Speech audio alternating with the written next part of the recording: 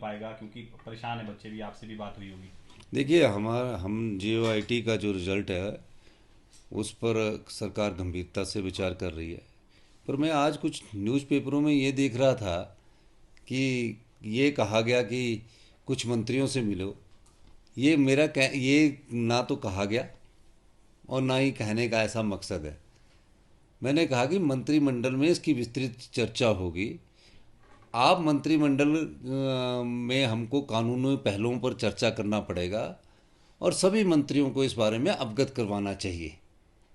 पर ये खबर आने की 4 मंत्रियों को बोल दिया, 5 मंत्रियों को बोल दिया, ये कोई ऐसी कोई बात नहीं है। और किसने ये खबर चलाई मुझे तो इसकी भी जानकारी नहीं है।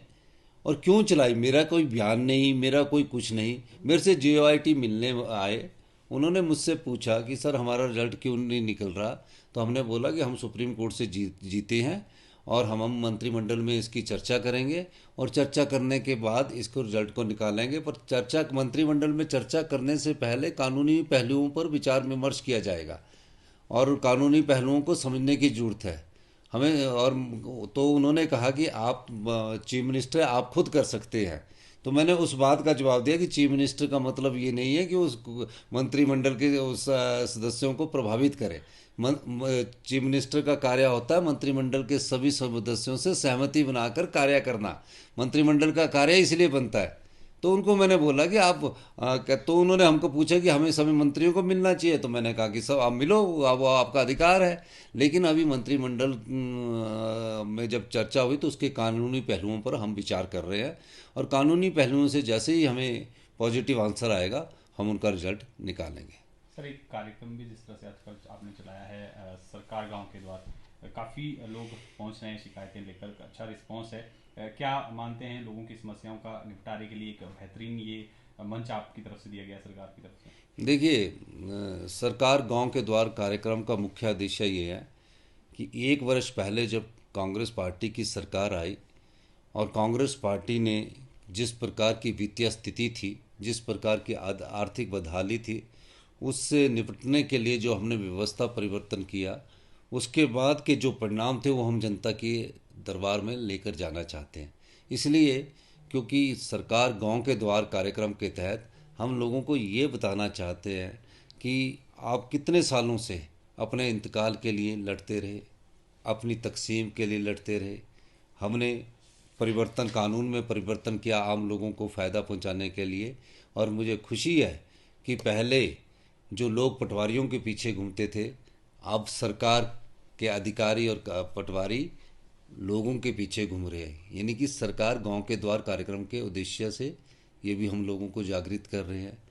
लोगों की मूलभूत समस्याएं क्या है, किसान की मूलभूत समस्याएं क्या है, 1 साल में हमने किस तरह परिवर्तन करके 20% अपनी अर्थव्यवस्था को पटड़ी पर लाया है, वो हम सरकार गांव के द्वार कार्यक्रम के तहत बता रहे हैं। हिमाचल विरोधी भाजपा किस तरह है, आपदा के समय कहाँ हमारे साथ खड़े नहीं हुए, तो अब हिमाचल विरोधी भाजपा है। अभी BBMB में जो हमें सुप्रीम कोर्ट ने 4300 करोड़ रुपए का अवार्ड दिया, उसको अवार्ड को दिलाने में कोई मदद नहीं कर रहे। तो कहाँ है ये भारतीय जनता पार्टी के लोग हिमाचल की सरकार, हिमाचल के लोगों के साथ खड़े हुए? इतिहास की सबसे बड़ी आपदा में खड़े नहीं हुए। BBMP से जो शेयर मिलना उसमें हमारे साथ खड़े नहीं हुए। जो हिमाचल का शेयर है वो भी धोला से लूरी प्रोजेक्ट में इन्होंने स्टैगर करके वो 40 साल बाद ले लिया। तो कहाँ भारतीय जनता पार्टी के लोग खड़े हुए? 6th पे कमीशन दे दिया, 6th पे कमीशन का जो एरियर था वो नहीं दिया। तो ये हिमाचल विरोधी भाजपा ने जो हमारा रुख अपनाया है, ये अच्छी बात नहीं है। उन्हें हिमाचल के लोगों के साथ खड़ा होना चाहिए। तो सरकार गांव के द्वार कार्यक्रम के द्वारा इस बात को अवगत भी करवाना चाहती है और लोगों की फीडबैक से, लोगों की मूलभूत समस्याओं की जानकारी प्राप्त करके फिर आने वाले बजट में उनके लिए नई योजना ला के प्रावधान भी करना चाहती है।